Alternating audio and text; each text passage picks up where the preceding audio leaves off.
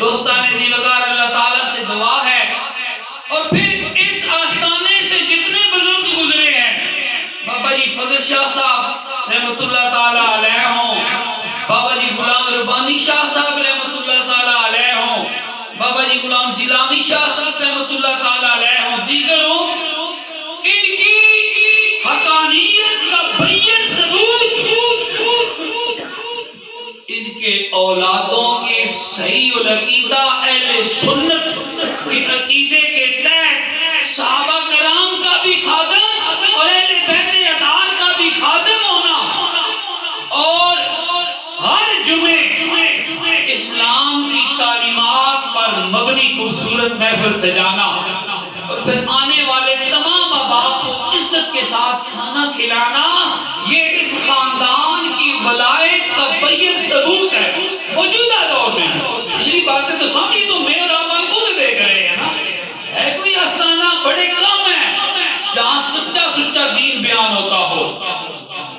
دیکھیں آپ کے سامنے چند، جب میں پہلی دفعہ آیا میں نے بیان کیا، مجھے نہ آپ کی واقفیت تھی نہ ان کی واقفیت تھی، لیکن مجھے داد دی گئی، میرا حوصلہ بڑھایا گیا۔ خواجہ ظہور صاحب نے، صاحبزادہ غلام سرور شاہ صاحب نے، ڈاکٹر صاحب نے، اور بالکل انہوں نے حق بیان کرنے کے لیے میرا حوصلہ بڑھایا۔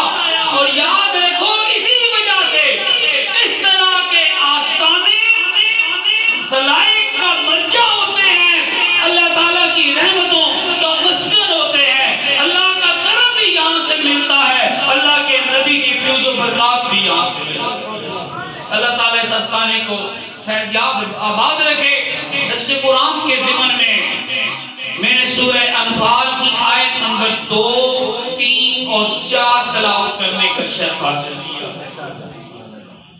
اب بقیہ وقت انہی کے ضمن و ذیل میں اپنی گزارشات آپ کی سماعتوں کی نظر کروں گا۔ اور یاد رکھو دوستو، یہ ان آستانوں کا یا اس طرح کے ہر آستانے کا اصل فیض یہی ہے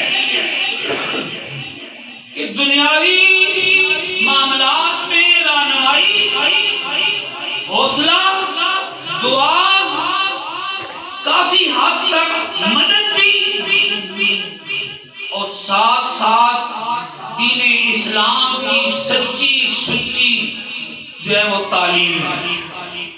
یہ ان آستانوں کی اصل نشانی ہے۔ یہاں ڈول ڈمکے نہیں ہوتے، یہاں باجے نہیں ہوتے، یہاں عورتیں نہیں دکھائی دیتی۔ کیا ہوتا ہے؟ ہر جمعے یہاں پہ وعظ ہوتا ہے، نعت ہوتی ہے، ذکر الہی ہوتا ہے، ذکر رسول ہوتا ہے۔ اس لیے اب جو درس قرآن کے زمن میں جو گزارشات میں نے آپ کی سماعتوں کو نظر کرنی ہے، یہ روٹین میٹر نہیں ہے۔ اللہ تعالیٰ سے دعا ہے کہ اللہ تعالیٰ ایک ایک لفظ پر مجھے بھی عمل پیرا ہونے کی توفیق عطا فرمائے، اور آپ اب کو بھی اپنی زندگیاں مزید روشن کرنے کی توفیق عطا فرمائے۔ دوستان عزیز وقار، دو سوچیں رکھنے والے گروہ انسانی ہمارے معاشرے میں موجود ہیں۔ ایک تو سعادت مند ہیں، ان کے مقدر کے کیا کہنے، جو یہ چاہتے ہیں، خواہش رکھتے ہیں کہ وہ کامل مومن بن جائیں، ان کے ایمان میں اضافہ ہو، ان کا ایمان ترقی کرے۔ وہ جانتے ہیں کہ ایمان ہی اصل دولت ہے۔ ان کی تمام کوششیں، ان کی تمام کاوشیں یہی ہے کہ ان کی دولت ایمان میں اضافہ بھی ہو اور دولت ایمان محفوظ بھی رہے۔ اور دوسرا گروہ ان بدنصیبوں کا ہے، ان بے شعور لوگوں کا ہے جو اپنے آپ کو تو کامل مومن کہتے ہیں،